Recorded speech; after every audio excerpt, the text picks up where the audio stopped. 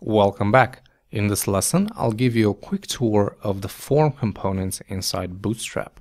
So you start with a simple component, form, and make sure you add role equals form. And this is for helping with accessibility. Next, every form element along with its label must be included in a div with a class of form group. And this will ensure proper spacing between these elements. So I'm going to have a form group, and inside, well, simple label plus input. So the label is going to be for form element 1, let's say. This is a label. And then input type text, we're going to give it an ID of form element 1, and we're going to give it a class of form control. Okay, let's see it, and there it is. Now, by default, every element with a class of form control has a width of 100%. Of course, you can alter this later on. So let's copy this and paste it. Of course, change the label on the form element, and there it is. And this is the spacing I'm talking about. If I were to remove the form group class, see, there is no bottom margin on these elements. So let's keep it. Now, whenever you're building a form, you might need various snippets of text for help. So for example, if you have a password, you might have a text under that saying, hey, your password needs to be at least 8 characters. So for that, in Bootstrap, you can use a class called help block. And I'm going to use a paragraph help block. This is an example help text. Refresh, and there it is. Now, by using this class, you make sure you have a different style than a normal paragraph. So if I would have a normal paragraph here, yeah, I wouldn't have the proper distance from the element above it, and I would have the default text color. All right, now this is like a default form. You can also have an inline form, which means your elements will be sitting on the same line. And instead of labels, which show up all the time, you would have screen reader only labels. So let me show you how you do that. I'm going to create a new form. Role is going to be, again, form. But this time, I will add a class of form inline. So again, I would start with a div class form group, and I would do a label plus an input. And actually, I'm just going to copy the label and input from the example above, because they have almost the same styling.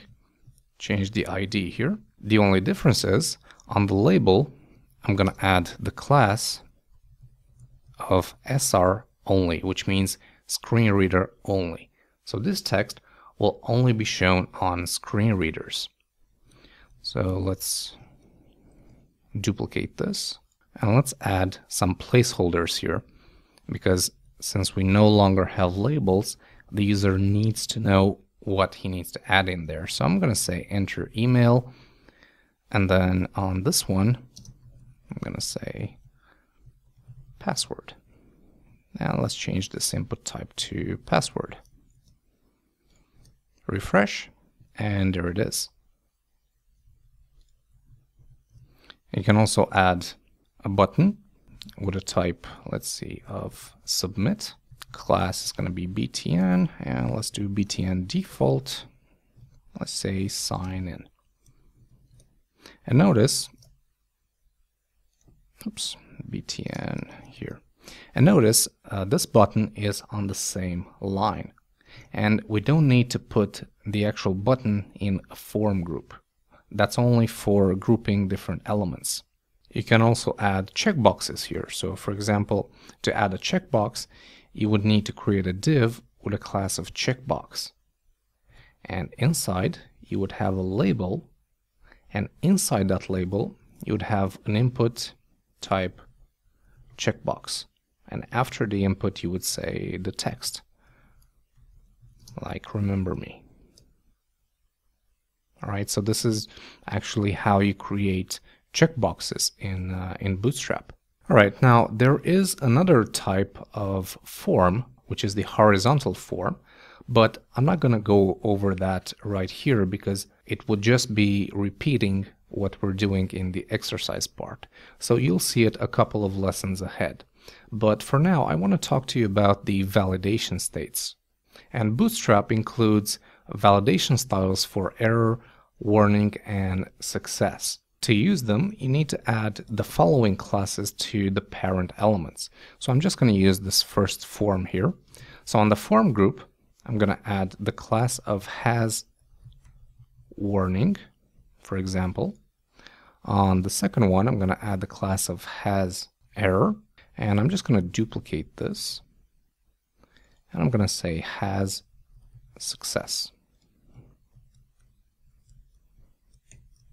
So refresh, and notice the border of the elements as well as the help text have changed color. If you want to do the same for the labels, you need to add the class of, so let me do it here, class equals control label. Right, so that will change color as well. So let's add that to the other labels. So there it is, warning, error, and success. If you want, you can also add some optional icons using the glyph icons I showed you in the previous lesson. So you would do something like this. On the form group, you need to add the class of has feedback. So I'm going to add it to all of these, has warning and has feedback. Now, after the input, you would do the span with a class of glyph icon and glyph icon warning sign, for example, and then with a class of form control feedback. Let's see. And there it is. On the other elements, you would do the same, but you would need to change the class of the glyph icon. So, for example, on error, you would say glyph icon remove, because that's the code name for the remove icon, and then glyph icon OK for success. And there it is. Now, if you want to control the size of a particular input, you can use the LG and SM classes that are actually quite familiar by now.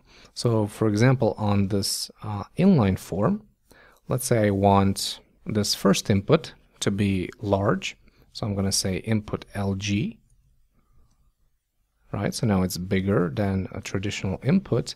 And on the second one, input SM, just so you can see the difference. Okay, and this is a small input. If you want to affect how wide a column control is, you need to use the grid columns. So I'll just give you a quick example. Let's see, form. I'm going to do another form here real quick. I'm going to start with a div class row, and then a div class col LG2 plus a col LG3. And inside this one, I'm going to say an input with a class of form control. Input type text.